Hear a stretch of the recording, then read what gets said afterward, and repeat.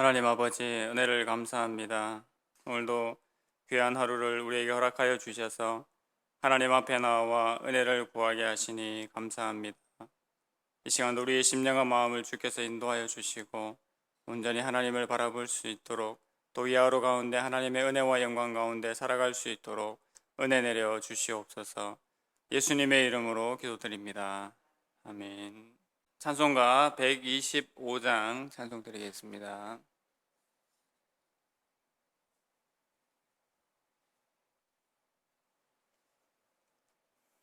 찬송가 125장입니다.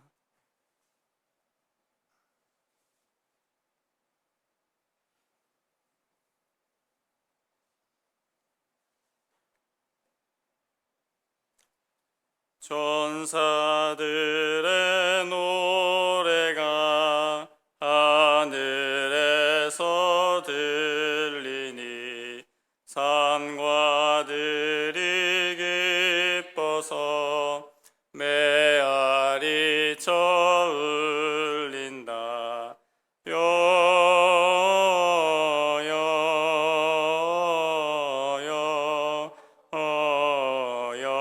영광을 높이 계신 주께 영광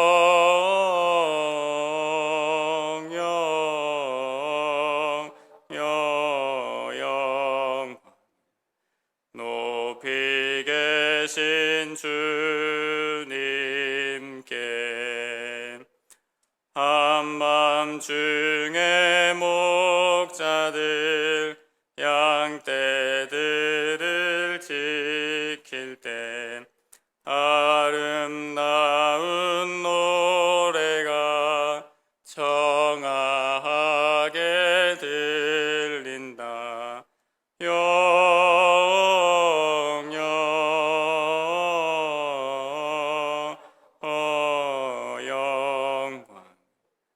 높이 계신 주께 영광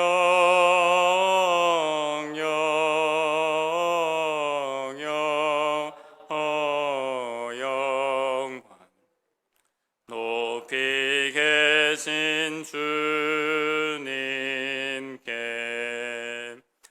베들레헴 날려가 나신 아기 예수께 꿇어 경배합시다. 탄생하신 아기께 영광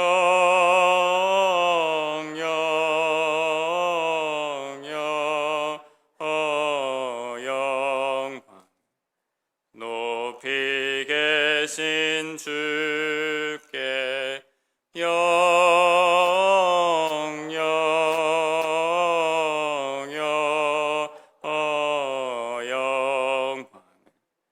높이 계신 주님께 구유 안에 누이신 어린 아기 예수께 우리들도 다 함께 기쁜 찬송 부르자. 영광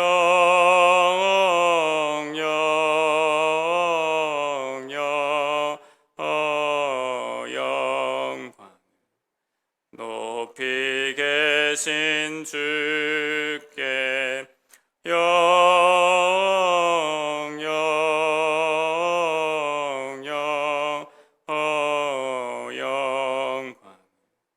높이 계신 주님께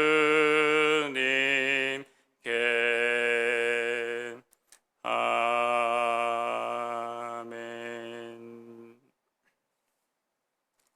오늘 함께 보실 말씀은 신약성경 로마서 2장 25절에서 29절까지 말씀입니다.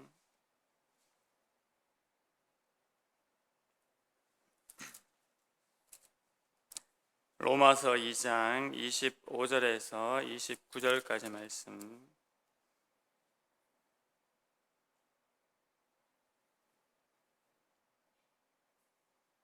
신약성경 242면에 있습니다. 말씀을 한 절씩 교독하겠습니다. 25절입니다.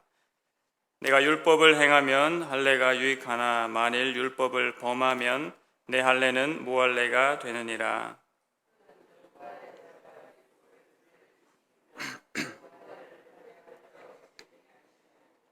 또한 본래 무할례자가 율법을 온전히 지키면 율법 조문과 할례를 가지고 율법을 범하는 너를 정죄하지 아니하겠느냐.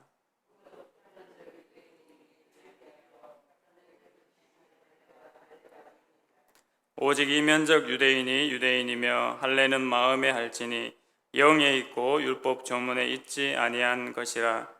그 칭찬이 사람에게서가 아니요 다만 하나님에게서니라. 아멘. 오늘 본문의 말씀을 통해서 표면적 유대인을 벗어나라 라는 제목으로 함께 말씀 나누겠습니다.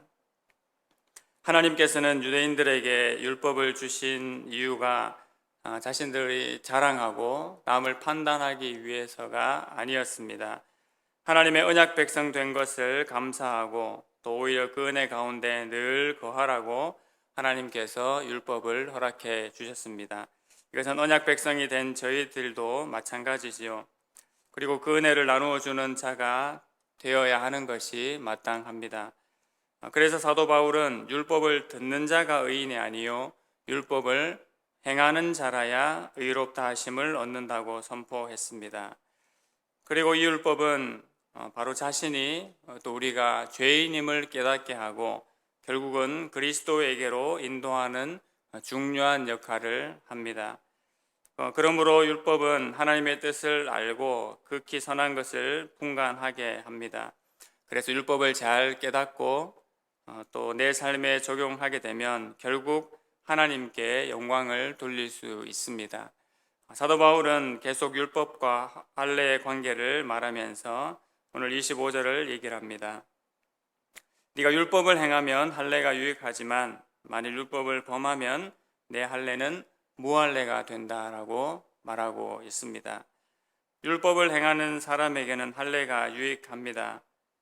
말 그대로 율법을 지키는 사람이 할례를 받으면 분명 그 사람은 하나님의 백성 되었다는 표가 될 수 있습니다. 하지만 율법을 지키지 않는 사람이 할례를 받으면 그 할례는 아무 소용이 없다고 말을 합니다. 사도 바울은 무할례다라고 그렇게 이야기를 했지요. 무엇을 의미합니까? 차라리 할례를 받지 않더라도 율법을 행하며 사는 사람이 할례를 받았음에도 불구하고 율법대로 살아가지 않는 사람보다 낫다는 의미입니다. 세례를 보아도 마찬가지입니다. 예수님을 믿는 참된 고백과 믿음을 가지고 세례를 받고 합당한 하나님의 자녀로 살아가는 것이 마땅하고 저희가 또 그렇게 하고 있습니다. 만약 그러한 것이 없이 형식적으로 세례를 받게 된다면 그 세례 역시 아무 소용이 없을 것입니다. 사실 극명하게 말해서 구원과는 상관이 없는 것이 될 수 있습니다. 사도 바울이 역시 계속해서 말하고자 하는 바는 율법을 행하는 것이 중요함을 말하고 있지요. 율법을 지키는 사람이 참된 하나님의 백성이 된다는 것입니다. 하나님의 백성이 된 증거는 표를 받았느냐 받지 않았느냐의 문제보다 말씀을 따라 사느냐 그렇지 않느냐의 문제가 더 크고 중요한 것입니다. 참된 믿음은 어떤 표를 받았느냐 그것이 아니라 오직 그 사람이 율법의 말씀에 순종하고 살아가느냐가 더 중요하다는 말씀입니다. 그래서 사도 바울은 26절, 27절에서 할례를 받지 않은 사람이 율법을 온전히 행하게 된다면 만약 율법의 조문을 가지고 할례를 받은 사람이면서도 율법을 지키지 않는 사람이 있다면 오히려 그를 정죄할 것이라고 이야기했습니다. 이것은 겉모습으로 유대인이라고 해서 진정한 유대인이 아니고 또한 겉모습으로 육신의 할례를 받는다고 해서 진정한 할례가 아니라는 말이지요. 사도 바울이 그래서 28절에서 무엇이라고 말하고 있습니까? 무릇 표면적 유대인이 유대인이 아니요 표면적 육신의 할례가 아니니라라고 얘기를 합니다. 표면적 유대인 말 그대로 겉보기에 하나님의 백성 같은데 실제로는 아닌 사람을 이야기하고 있습니다. 이것은 겉으로 드러난 것은 사실 믿을 수 없고 아무것도 아닌 것이 될 수 있음을 경고하는 것이지요. 그러면서 사도 바울은 29절에서 이면적 유대인이라는 말을 사용하고 있습니다. 오직 이면적 유대인이 유대인이라고 그렇게 이야기를 합니다. 표준 세번역에서는 이 이면적 유대인을 속이 유대인인 사람이라고 그렇게 표현하고 있습니다. 이 사람이 진정한 유대인이라고 말하는 것이지요. 그렇습니다. 겉모습으로가 아니라 속이 변화된 사람을 진정한 유대인이라고 부를 수 있다라고 사도 바울이 말합니다. 유대인은 보통 아브라함의 후손으로 이삭과 야곱을 거쳐서 형성된 이스라엘의 12지파를 말합니다.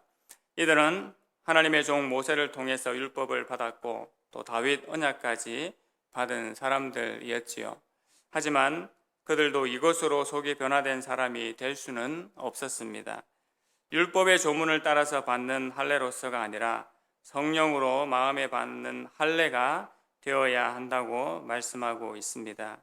새 언약의 백성이 곧 이면적 유대인, 속이 유대인인 사람들이 되는 것이지요. 에스겔 36장 26절 27절 말씀에 새 언약을 말하면서 이렇게 말씀하고 있습니다.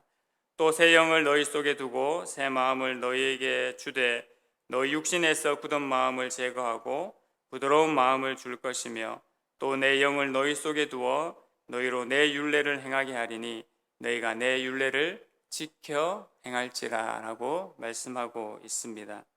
이것은 바로 마음으로부터 속이 변화되어 새 사람을 입게 될 것임을 말씀하고 있는 것이지요. 이처럼 마음의 할례를 받은 새 사람이 되어야 합니다. 이 거듭남의 은혜를 결국 하나님께서 우리 주 예수 그리스도를 통해서 허락해 주셨습니다. 이러한 은혜를 주시고 우리를 불러주신 하나님 앞에 우리는 무한한 영광과 감사를 돌리는 것이 마땅합니다. 또한 이 은혜로 받게 된 믿음이 충만케 되기를 원합니다. 만약에 우리 안에 겨자씨만한 믿음이 있을지라도 하나님께 대한 온전한 믿음이 있다면 그것은 믿음이 작든 크든 문제가 없습니다. 왜냐하면 진짜 믿음이, 진정한 믿음이 있기 때문입니다. 복음서에서도 겨자씨만한 믿음이 있다면 그것이 우리에게 어떤 능력으로 나타나는지를 분명히 말씀하고 있습니다. 믿음이 연약할지라도 믿음이 있으면 연단하고 기다리면서 그 믿음이 성장하면 되기 때문에 문제될 것이 없습니다. 하지만 문제는 그 가지고 있는 믿음이 진짜냐라는 것이 가장 큰 문제입니다. 겉으로 보기에 아무리 큰 믿음을 가진 것처럼 보일지라도 실제로 창조주 하나님과 구원자 하나님을 인정하지 않고 어느 다른 것을 인정하고 의지하고 살아간다면 그것은 진정한 믿음이 아닐 것입니다. 만약 그렇게 된다면 그것은 진짜 우리 신자에게 있어서 큰 문제가 되는 것이지요. 오늘 말씀에서도 표면적 유대인이 아닌 진정한 유대인이 되라고 사도 바울은 말씀하고 있습니다. 유대인다운 속마음을 가져야 진정한 유대인이고 할례도 법조문을 따라서가 아니라 성령으로 말미암아 마음의 할례를 받아야지만 그것이 참다운 할례가 된다고 했습니다. 이 은혜를 바탕으로 표면적 유대인을 벗어나서 속이 변화된 유대인으로 살아갈 것을 오늘 사도 바울은 분명히 말씀하고 있습니다. 우리에게도 이 은혜가 충만케 되기를 원합니다. 겉모습으로의 신자가 아니라 속까지 변화되어서 하나님께서 허락하신 그 새 마음으로 온전히 말씀과 율법을 기뻐 행하며 하나님 뜻 가운데 살아가는 그러한 은혜가 우리 가운데 충만케 되기를 원하고 특별히 성탄을 맞으면서 우리의 심령과 마음이 이 은혜 가운데 더욱더 충만케 되기를 간절히 소망합니다. 하나님 아버지 은혜를 감사합니다. 우리가 하나님 앞에 이 귀한 믿음을 선물로 받았음을 다시 한번 감사하며 예수 그리스도로 말미암아 허락된 이 은혜의 믿음을 우리가 늘 잘 간직하게 하시고 기쁨과 감사와 영광 가운데 살아갈 수 있도록 주님 인도하여 주시옵소서. 겉모습으로 뿐만 아니라 속사람이 변화된 그 모습을 온전히 하나님 가지고 살아가게 하여 주시기를 원합니다. 그래야 하나님 뜻 가운데 행하며 하나님의 나라를 이루어가는 모든 주의 성도들과 주의 교회가 날마다 되게 하여 주시옵소서. 예수님의 이름으로 기도드립니다. 아멘. 하늘에 계신 우리 아버지여, 이름이 거룩히 여김을 받으시오며 나라의 임하옵시며 뜻이 하늘에서 이룬 것 같이 땅에서도 이루어지이다. 오늘날 우리에게 일용할 양식을 주옵시고 우리가 우리에게 죄 지은 자를 사하여 준 것 같이 우리 죄를 사하여 주옵시고 우리를 시험에 들게 하지 마옵시고 다만 악에서 구하옵소서. 대개 나라와 권세와 영광이 아버지께 영원히 있사옵나이다. 아멘. 표면적 유대인이 아닌 속이 변화된 유대인으로 주의 성도들로 살아가기를 기도해 주시기 바랍니다. 교회 이전 절차와 중직자를 세우는 일들을 위해서 계속해서 기도해 주시고 일들 가운데 간섭하여 주시기를 기도해 주십시오. 병중에 계신 분들의 회복과 영적인 강건함들 위해서 기도해 주시고 코로나 사태가 또 속히 진정될 수 있도록 기도해 주시기 바랍니다. 더불어 개인 기도 제목들 가지고 함께 기도하시겠습니다.